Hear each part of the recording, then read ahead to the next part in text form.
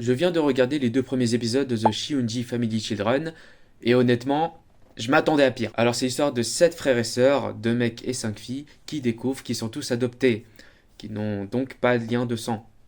Vous voyez ce que ça veut dire? Leur daron est un grand chef d'entreprise, et donc il faut un héritier, et c'est le personnage principal qui va le devenir, c'est-à-dire l'aîné de la famille.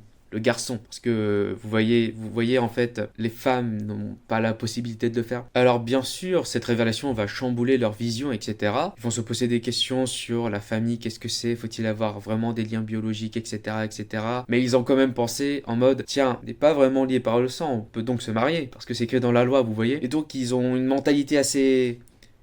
Bon, voilà quoi. Le personnage principal n'est pas direct attiré par ses sœurs. Heureusement, putain, parce que je pensais que ça allait direct en mode. Oh, c'est donc à vivre. Mais non, il a déjà une crush dans son lycée, qui a déjà un copain.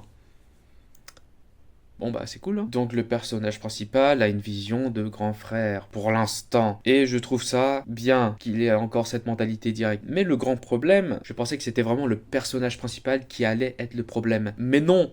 Parce qu'il y a un petit bémol, c'est en fait, c'est sa petite sœur, vous voyez, la dernière de la famille là, elle est amoureuse de lui, pas de l'admiration, etc. Non, du vrai amour. Et même avant la révélation, hein, vraiment, ouais. Du coup, là maintenant, j'ai peur que ça soit que les persos féminins qui vont avoir une vision très bizarre de leur situation. Les mangas et les femmes, c'est quelque chose. Mais le grand point positif de cet animé, oui, il y a un point positif, c'est l'animation. C'est beau graphiquement, c'est très bien animé. Bon, il y a eu un moment qui était un peu chelou, c'était bizarre, mais franchement, c'est bien animé. Et donc, regarder les 2 premiers épisodes était un plaisir visuellement. Après, pour être vraiment honnête avec vous, juste, je suis vraiment très intrigué par l'histoire. Parce que je me demande à partir de quand et comment ça va partir en couille. Moi, je suis là pour être diverti, divertissez-moi. Parce qu'on sait avec ce genre d'œuvre que c'est nul à chier niveau d'histoire, donc voilà quoi, j'aimerais bien juste lui chier dessus. Donc tout ça pour vous dire que c'est très bien animé et que l'histoire m'intrigue beaucoup parce que ça pue